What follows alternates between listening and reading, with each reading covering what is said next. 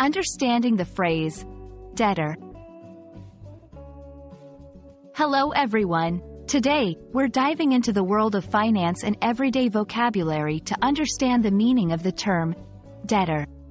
By the end of this video, you'll know exactly what it means and how to use it in a sentence. Let's get started. A debtor is a person or entity that owes money to another party. This could be because they've borrowed money, purchased goods or services on credit, or have an outstanding obligation to pay. The party to whom the money is owed is often referred to as the creditor. 1. Loans. If you've taken out a loan from a bank or another institution, you are the debtor until you repay that loan. 2. Credit cards. When you use a credit card to make purchases, you are borrowing money from the credit card company. Until you pay off your card, you're the debtor. 3. Bills.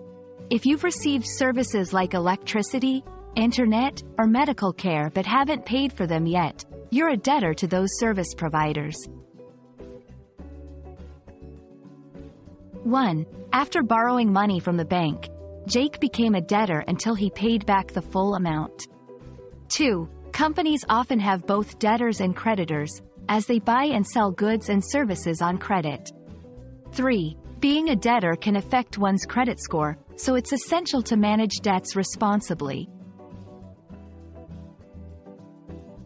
It's crucial to understand the difference between a debtor and a creditor since they are opposite roles in the world of finance.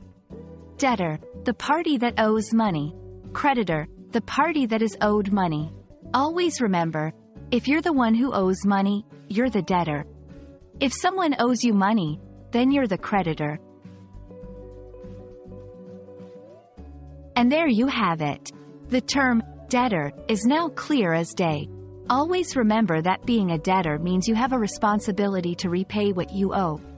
We hope this video has been informative and enlightening.